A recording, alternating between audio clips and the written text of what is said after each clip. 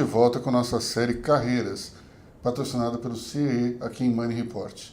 Hoje nós temos uma pessoa muito especial para falar da transição entre uma carreira executiva e a vida de empreendedor. Nós estamos aqui com Marcelo Fernandes, dono de vários dos restaurantes mais badalados e reconhecidos em São Paulo. Estamos falando de Átimo, Kinoshita, Mercearia do Francês, Clô. São restaurantes que a crítica reconhece e, ao mesmo tempo, o público também frequenta em função da altíssima qualidade. Mas o Marcelo, antes de ser empreendedor, ele teve uma carreira como executivo e a gente vai falar justamente de como é sair do conforto de um holerite para chegar até, digamos, o sobressalto. Férias, 13º, o sobressalto, final de semana, tudo remunerado, exatamente. Plano de saúde. Então, vamos lá. Como é que começou a sua carreira? Você começou em banco, não foi isso? Comecei em banco. No fundo, podemos voltar um pouquinho? Claro. Com 14, 15 anos, eu já comecei um pouco com a iniciativa privada, abrindo meu próprio negocinho. Com 14 anos? Com 14 anos. Inclusive, eu me emancipei porque eu não dei um prazer para o meu pai na questão dos estudos. E eu queria realmente mostrar para ele que talvez eu não dei certo nos estudos naquele ano, mas na vida profissional eu queria muito dar certo. Então eu quis ir trabalhar com ele. E realmente aquela questão de pai, o papai era muito severo, muito firme, tinha uma disciplina e me colocava na rotina e não tinha moleza, a ponto que qualquer coisa que desviava um pouquinho, o rigor era falar, não vou mais trabalhar com meu pai. E aí eu fui fazer uma ficha de inscrição no antigo Banco Bamerindos, onde o papai tinha a conta corrente.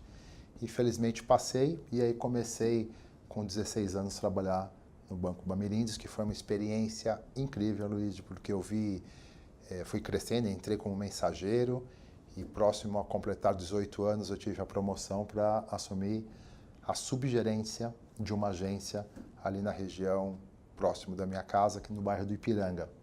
Explica o que é mensageiro, porque eu acho que a geração nova não deve ter a menor noção do que é. É antes do office boy. Ela colocar ali as correspondências dentro das caixinhas, dos escaninhos e de departamento por departamento levar os documentos e algumas vezes ir dentro do próprio banco, das próprias unidades do banco, levar as documentações, o malote, né? Imagina, malote, assistente de telex. Né? Nossa, telex. Quantos telex eu já passei e tinha que ter uma habilidade e eu não tinha essa habilidade. Então eu gravava antes e aí depois mandava. Então assim que minha demissão foi via telex, porque na época o diretor do banco, ele não aceitou a minha demissão. Foi quando eu tive uma proposta de uma grande empresa na área de produtos de higiene, limpeza e descartável. Eles me fizeram um convite, era a principal conta que a gente tinha no banco. E eu geria muito bem aquela conta. Eu tinha um prazer de administrar, porque eu tinha um respeito e uma admiração muito grande por esse presidente, por esse executivo. Que ele era altamente comercial, mas além de tudo ele tinha uma desenvoltura e um posicionamento que eu tinha enorme respeito. E num determinado momento ele me fez um convite para ir trabalhar com ele nessa empresa de higiene, limpeza e descartável. E foi um convite muito, naquela época o dólar, né, ia ganhar em dólar, e era muito jovem, já estava próximo de 21, 22 anos, e eu aceitei o convite. Mas peraí, vamos voltar um pouco, desculpa, né? Pode falar. Avancei, que eu me empolgo. Com 18 anos você chegou a subgerente da agência. Subgerente. Vamos falar um pouco o que te levou a ser promovido com uma idade tão nova. Boa. Eu acho que a convicção, eu tinha uma disciplina e um rigor com as funções dentro do banco e independente do horário, eu estava presente. E muitas vezes, terminava o meu horário, eu batia o meu cartão, mas eu continuava com o meu expediente, não só para aprender, mas para poder colaborar com os gestores de cada área. Porque era tudo dividido, né? Tinha arrecadação, tinha compensação, e eu quis aprender um pouco de cada coisa dentro do banco, dentro daquela agência. E eu vi que se eu ficasse só dentro do meu horário, porque tinha 2 horários, né? Tinha o horário de 6 horas e tinha o horário de 8 horas. O horário de 8 horas era só quem tinha um cargo com responsabilidade.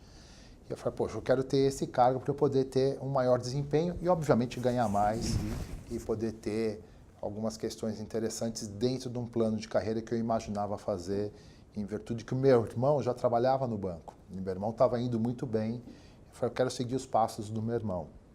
O irmão do Marcelo, Ernesto, hoje é sócio dele nesses empreendimentos gastronômicos. Que foi um grande exemplo também, e é um exemplo. E aí, Aloysio, as pessoas começaram a perceber essa minha dedicação, né? Chegava um pouco antes e fui aprendendo, a ponto que chegou um momento que eu tinha um domínio maior até das pessoas que já estavam há algum tempo dentro do banco. E aí, numa ocasião, tinha um curso para ser feito na Boa Vista, lá na matriz aqui em São Paulo. E aí, por iniciativa desse gerente, que também foi um grande professor, um grande mestre, falou, vou te mandar para esse curso. Mas atenção, porque esse curso demanda vai ser uma semana, é final de semana, tem que ter, e você é o mais jovem que vai participar desse curso, nós vamos remeter isso para a diretoria, se aprovar, você está dentro? Porque era num período que era um pouco feriado, tinha mais ou menos como a gente está tendo esse feriado agora, era um feriado longo. Eu falei, não, pode contar que eu faço questão de estar presente. E tive a oportunidade de estar com pessoas dentro do banco que estavam fazendo carreira. E aí aquilo me deu um empurrão a mais, né? Eu me dediquei muito a esse curso, a ponto que eu tive um certo destaque desse curso, que era um curso intensivo de fundo de garantia, FGTS. Entender, e naquele tempo tinha flow, tinha né, o repasse era 40, 50 dias. Float é uma coisa que a nova geração tem a menor noção do que é. Overnight, Float overnight, na verdade, era pegar o dinheiro que ficava parado na conta, aplicar no mercado financeiro. Numa época de inflação alta, o mercado tinha juros altíssimos e, com isso, a receita ficava em parte com o banco, em parte para o compulsório. Era uma grande receita. E a gente podia remunerar. Né? E eu vi isso de uma oportunidade, porque muitos tributos, em especial o fundo de garantia, não era recolhido na nossa organização, no nosso banco. E quando eu voltei desse curso, eu fui falar com esse nosso gerente, o senhor França, que Deus o tenha, e ele falou, puxa vida, né? Eu falei, não, me dá uma oportunidade, independente do meu horário, deixa eu conversar com alguns, não com os diretores, mas eu vou conversar com os financeiros que tenham contato comigo na área da arrecadação e pedir para eles recolherem o fundo de garantia com a gente. E, de fato, ele me deu essa autonomia. E eu comecei nas empresas, puxa, recolhe o fundo de garantia com a gente, eu vou cuidar. E foi começando a trazer uma receita muito boa para a agência. E nisso, felizmente, eu tive essa promoção. Aí o senhor França me chamou e falou, olha, você vai ser promovido, nós vamos abrir uma exceção, porque é um cargo de gerência, você tem que ter responsabilidade, tem que ter maturidade, tem que ter uma série de coisas, né? E você está próximo de completar os 18 anos. Então, assim que você completar os seus 18 anos, que vai ser no mês que vem, você será promovido. Então, foi essa experiência, essa dedicação, esse comprometimento, esse desejo realmente de ter a experiência, de fazer um crescimento e uma carreira dentro do banco que me levou a ter essa promoção precoce, que aí depois que veio os desafios, né, Aloysio? Confesso para você que quando eu tive essa promoção foi um motivo de muita alegria, de conquista. Eu lembro que meu pai ficou muito emocionado e eu falei, bom, agora que começa, né? Agora que lidar com essa questão no momento onde os meus amigos estavam viajando, fazendo intercâmbio, em busca de outras oportunidades, eu estava muito mais focado e dedicado a fazer um crescimento dentro do banco. Vou fazer uma pergunta mais do cunho pessoal. Por favor. Seu pai ficou orgulhoso. E o seu irmão? Meu irmão me incentivou muito. Meu irmão... Isso é importantíssimo dentro de uma família. Meu irmão me incentivou muito, e não só me incentivou, e me ajudava com dicas, né, com orientação. Faz isso, faz aquilo, atenção com aquilo, cuidado, né? Administra o dinheiro que não é seu como se fosse seu, Sabe, aquelas coisas que hoje eu resgato muito o meu passado para ter essa gestão, ter essa articulação, ter essa sabedoria para fazer a gestão dos nossos negócios. Não esperava outra reação do seu irmão, que está com você até hoje, é teu sócio. Isso é muito importante dentro de uma família. Fundamental. Porque isso. uma família geralmente tem rivalidades, competição. Quando a família se une e acaba estimulando o outro, todo mundo vai para frente. Mas você sabe o que você está falando é tão importante, tão pertinente, Luiz, porque é o que a gente quer fazer com os nossos filhos. Meu irmão tem 2 filhos homens, felizmente já formados e bem encaminhados. E eu também tenho 2 filhos homens, jovens, estão ainda no estudos iniciais. Mas a gente já vai criando uma atmosfera de união, de incentivo, de projeção, mas com trabalho, né? Nada cai de graça, não tem almoço de graça. Ele sabe do comprometimento, da dedicação, mas com incentivo, sem ser competitivo, sem ser aquela coisa de gerar até um pouco de ciúmes, sabe? Não, pelo contrário, é apoiando, incentivando, e a gente procura os resultados não só nossos, mas dos meninos, comemorar em família, né? As conquistas.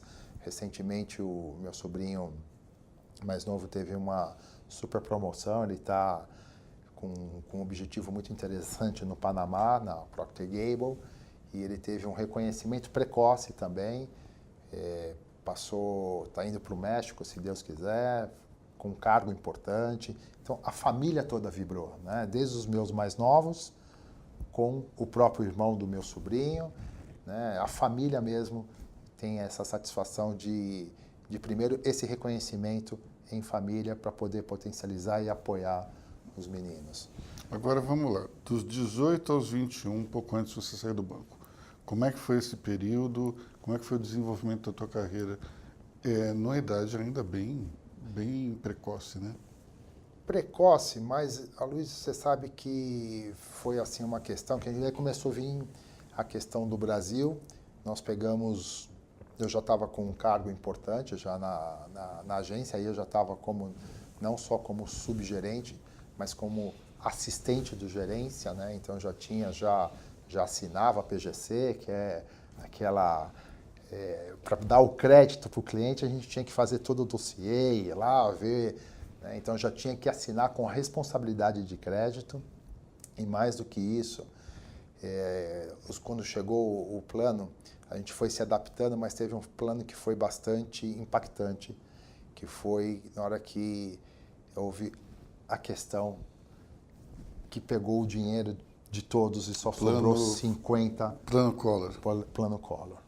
A Zélia, aquela questão toda. E essa adaptação para o banco foi muito intensa, porque eu lembro que eu trabalhei 60 horas interruptas, porque não tinha como sair, porque era aquele desespero, as informações eram tão dinâmicas, que a gente não sabia o que fazer. E muita gente, os executivos, os empresários não sabiam como fazer para pagar os tributos, se era com cruzados novos, né? Aquela questão, o dinheiro ficou escasso, só podia dar R$50 para aquele senhor que tinha poupança, e você gerir e dar a satisfação. 50 mil cruzeiros novos, não é isso? Eu lembro do Paulo Henrique Amorim falando assim, acabo de voltar do gabinete da ministra Zélia e todos ficarão com 50 mil. Era 50 mil, né? 50 mil novos cruzados. Cruzeiros novos. Exatamente. Até gostoso recordar isso, porque foi muito tenso, foi muito complicado e a gente criou um vínculo muito próximo com aqueles empresários e com alguns poupadores, né? Que a poupança era uma carteira importante, né? As pessoas e estava tudo bloqueado. Tudo bloqueado.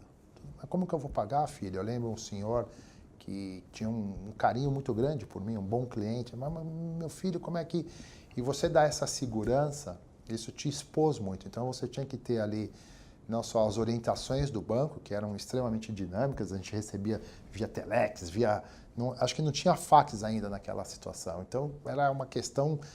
E você tinha que passar essas informações. Se você não estivesse intensamente dentro da agência acompanhando, você não tinha essa segurança. E isso foi indo, né, a ponto que as coisas foram se acomodando, eu entendi bem até para poder dar depois explicações para outras agências. Né? E isso me deu um destaque importante. E aí, quando eu terminou, as coisas foram fluindo, né? A gente teve que ter um equilíbrio, uma integridade, porque como tinha muita gente que tinha bloqueado e podia pagar, e tem os comerciantes que recebiam em dinheiro vivo, né? Então eles vinham com dinheiro e podia comprar créditos. E aquilo tinha deságio. Né? E você, se tivesse um desvio de conduta, você podia ter ficado rico ali. E pelo contrário, eu fazia questão de contabilizar tudo e justificar para o banco e para o cliente. E obviamente que isso deu um bom reconhecimento, tanto assim que é aí que veio essa minha proximidade maior com esse grande empresário da área de higiene, que eu já fazia as coisas para eles nos bastidores, na época da retaguarda, né? Lembra do cheque administrativo? Sim. Cheque cruzado, ADM. Então, tudo tinha aquelas questões, né? Você tinha que fazer, que chegava o aviso de cartório, né? Toda essa trajetória, eu já tinha os bastidores. E quando eu fui para frente, eu já tinha todo o conhecimento de como tratar com essas empresas. E aí, esse executivo ficou altamente feliz com essa minha promoção, mas ele já foi me trazendo. E aí, claro que eu tinha, não só com eles, mas outras grandes empresas, as multinacionais, eu ia administrando muito bem a questão do floating, do overnight, né? E eu ia dando um bom resultado para o banco, seguramente, e para os clientes também. Para os clientes também. Aí, ele me convidou, e nisso, quando ele me convidou, o banco não deixou eu sair. Eu tive um almoço, um café da manhã com alguns diretores, na época com o presidente do Banco Bamerinas do Brasil, para que ou para eu continuasse no banco, né, ou eu iria ser um gerente da agência Boa Vista, aqui a agência central de São Paulo, ou eu ia ter uma oportunidade que o banco ia abrir uma agência em Nova York, na Quinta Avenida. E aquilo, claro, eu fiquei extremamente... Falei, não, eu vou continuar no banco. Aí, quando eu estava voltando, eu parei num orelhão, não tinha celular, imagina, e liguei para esse executivo. Aí falei para ele, falei assim, olha, vai me desculpar, tal, mas eu tive um café da manhã hoje e eu não vou... Ele falou, não, Marcelão, faz o seguinte, né, vamos marcar de almoçar, sempre pela barriga, né? Eu já adorava, já tinha um enorme prazer em me alimentar fora do lar, em alguns restaurantes em busca de experiência, e ele, astuto, sabia que eu adorava isso, né? Ele falou, não, vamos almoçar naquele restaurante que você gosta muito, que nem existe mais, que era ali na Lins de Vasconcelos, na 11 de junho, uma churrascaria maravilhosa. Cabana? Não era o Cabana. Será que era Cabana? Que tinha a Serra Malte, tinha um salsichão maravilhoso que vinha do sul. Nossa, esqueci o nome desse restaurante. Sabe, na 11 de junho, do lado direito? Não é Cabana, não. A Cabana era mais perto da Duque de Caxias. Exatamente. E a Cabana era da mãe do Máximo. Isso aí. Aí eu falei, não, tá bom, vamos almoçar. Daí, quando a gente foi almoçar, ele falou, Marcelo, o negócio é o seguinte, eu não quero saber a proposta que você teve. Eu quero te falar da proposta que eu vou te fazer. Mas amanhã você tem que vir trabalhar. E você tem que me dar sua resposta agora. E aquilo me deixou em choque, né? Falei, caramba, não vou consultar meu pai, não vou consultar meu irmão, essa questão de família, né? Ele falou, sabe aquela proposta que eu tinha te feito? Eu falei, claro que eu sei, que já era uma proposta muito boa, era uma proposta muito especial. Ele falou, tô dobrando ela, só que você tem que começar amanhã. Aí, não desisti, não ia fazer leilão com o banco, e obviamente que eu aceitei essa proposta. Aí, na manhã seguinte, cheguei muito cedo na agência, eu tinha a chave e tudo, abri e tal, já com saudosismo, e fiz um Telex. De demissão. Não foi uma carta de demissão. Não, porque a carta ele tinha rasgado. Por isso que eu fui fazer esse café da manhã com ele, e aí ele rasgou a carta de demissão. E aí eu fiz o meu Telex e saí do banco, fui para essa empresa, uma empresa que estava crescendo muito, porque as multinacionais estavam vindo para o Brasil, e eu tive a sorte de implementar um sistema de higiene nas empresas, na Pirelli, enfim, nas empresas que estavam chegando. E aí, essa linha, você quer, continua ou você quer... Sim. E aí, nessa ocasião, eu tive uma questão, Luiz, que eu ia e vinha para Campinas, que o interior estava crescendo muito. E, obviamente que eu tinha um bom carro, tinha uma boa... E até queria ir e vir, né, para poder dirigir, eu gosto muito de dirigir. E quando eu estava voltando de Campinas, pela Anhanguera, eu tive numa curva, o meu carro derrapou. E eu vi de frente vindo uma carreta e, por Deus, por uma proteção especial, realmente não me aconteceu absolutamente nada. E eu parei muito próximo do guarda-reio ali e eu estava com a minha gerente, a minha principal vendedora. Então, claro, eu fiquei preocupado comigo, mas mais ainda, aí eu fui conversar com esse meu presidente. Eu falei, escuta, Oscar, aconteceu isso, né? Eu não vou ficar mais fazendo esse trajeto, eu vou começar a pernoitar lá 2, 3 vezes por semana, mas eu já tenho uma solução, porque estava começando as ondas de flats, lembra? Começou Parthenon. Eu falei, não estou conseguindo entrar, porque a turma está com muita restrição e tal, eu vou tentar fazer uma permuta com eles. Eu vou conversar, faço uma permuta com eles, a gente começa a introduzir os nossos produtos. Eu falo, pô, Marcelão, que brilhante ideia, tá aprovado, tá bom. Aí consegui entrar, fiz uma permuta. Aí quando foi o dia de fazer os acertos de comissão, do meu salário e tal, o danado do Oscarzão descontou o valor que eu dormia lá da minha permuta do hotel. Aquilo me deu uma... E que era permuta ainda por cima? Que era permuta. Aquilo me deu uma tristeza. Eu falei, Oscar, tudo bem? Não, Marcelo, pô, mas tá ganhando bem pra caramba. Olha só as comissões aqui e tal. Pô, mas eu tenho trabalhado pra caramba, mas não tem problema. Eu acho que vocês não estão tão satisfeitos e tal. E pedi as contas. E saí, sem saber o que fazer.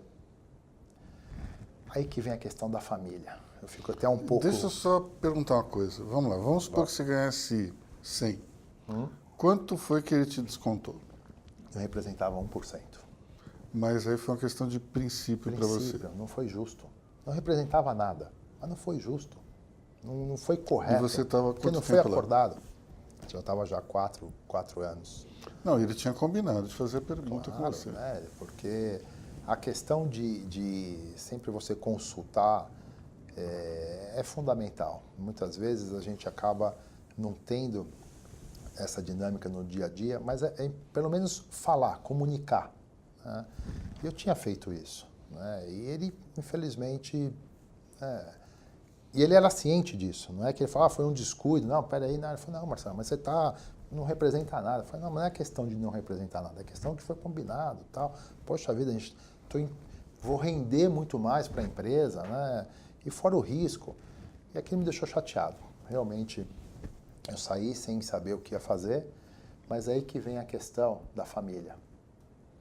Tanto meu pai, como meu irmão, como minha mãe acolheram. Eu falei, vou montar o próprio negócio. Mas como assim? Eu falei, vou montar o próprio negócio. E, de fato, eles me apoiaram muito. Montei a nossa própria empresa de higiene, limpeza e descartável, de uma forma inusitada, mas com um apoio irrestrito do meu pai, da minha mãe e do meu irmão. Do meu pai, cedendo o espaço, o escritório dele, da minha mãe falando, eu vou te ajudar o que precisar, e do meu irmão me apoiando e falando, não, vamos tentar buscar os clientes e tal. Abrimos a empresa de uma forma muito dinâmica e a primeira coisa que eu fiz, Luiz, olha como que é a vida. Eu mandei, na época já tinha evoluído um pouco mais, eu mandei uma mensagem para o presidente, na época ele era vice-presidente do Banco Bamerindos do Brasil. Aí eu liguei para ele. Eu gostaria de bater um papo com você. Ele falou, não, pode vir, estou à sua disposição. Aí eu peguei à meia-noite no Tietê, o Cometa. Para Curitiba. Para Curitiba. Palácio Avenida. Isso mesmo. Palácio Avenida, cheguei lá, né, 8 e pouquinho, cheguei 6 e pouquinho, aí tomei um cafezinho rápido, cheguei lá 8h30, ele já estava lá me esperando. Eu falei para ele, Enio, eu vou abrir uma empresa de higiene, limpeza e descartável e eu gostaria de fornecer para o banco. Ele olhou para mim, falou, você não só vai fornecer para o banco, obviamente que você vai ter que fazer pelo menos R$ 1 mais barato dos concorrentes, mas eu vou te dar essa oportunidade e vou te falar o porquê. Primeiro ele pegou e chamou o diretor de suprimentos, me apresentou e falou assim, já coloca ele na próxima cotação, ele tem que fazer, a cotação tem que ser R$ 1 mais barato. R$ 1 mais barato é a preferência dele. Aí eu fiquei muito contente, bastante, né, lisonjeado. Ele falou, esse menino trabalhou, mas ele teve uma virtude muito forte. Ele não cuspiu no prato que ele comeu. Ele não colocou o banco no pau. Ele não colocou o banco, ele não demandou na Justiça do Trabalho. Ele trabalhou isso, ao contrário de muitos colegas deles. E eu lembro que os colegas, na época, estavam comprando Voyage Zero, porque realmente demandaram do banco. E como ficaram muita gente trabalhando, full time, aquela coisa toda, e ganharam boas quantias, né, de indenização. E realmente eu não tive essa atitude por uma questão que eu fiz de propósito, fiz de conhecimento, eu fiz de livre e espontânea vontade e tive esse reconhecimento. Aí o banco começou a ser meu primeiro cliente, aí depois fui em outras multinacionais, fui na Nestlé, fui na General Motors e consegui constituir a minha empresa. Foi uma empresa, felizmente, que teve seu crescimento sustentável. Consegui ter uma boa representação de uma multinacional química. E essa multinacional química, quando eu consegui, foi uma grande conquista. Mas, da mesma forma, quando veio a globalização, eles me mandaram uma carta dizendo que eu ia receber um diretor mundial que queria fazer uma conversa comigo. E essa conversa com esse diretor mundial, Luiz, eles vieram me comunicar que eles não teriam mais distribuidores no Brasil, que eles iam fazer a própria logística deles direto para as multinacionais. E que eu tinha uma indenização e tinha mais 3 meses para poder desovar o meu estoque e comunicar isso. A indenização não cobria nem os aluguéis desses 3 meses, né? Aquelas coisas que a gente não vê contrato, não via nada. E eu, no elan de fazer as coisas com todo o propósito, aquilo me desguarneceu. Me desguarneceu de tal forma que foi um período muito complicado, muito difícil, porque até então meu pai já estava super envolvido, o papai deixou de continuar sendo contador e advogado, ele veio realmente colaborar com a ascensão da empresa. A mamãe também super envolvida, né, na parte de vendas. Meu irmãozinho também totalmente comprometido na parte do depósito, da logística. E realmente eu falei, caramba, o que eu vou fazer com a empresa, com essa minha família toda envolvida, todo mundo empenhado. E aí eu tive falei assim, eu vou buscar o meu concorrente deles. Já que eles estão me dando essa comunicação, eu vou em busca para concorrer com eles.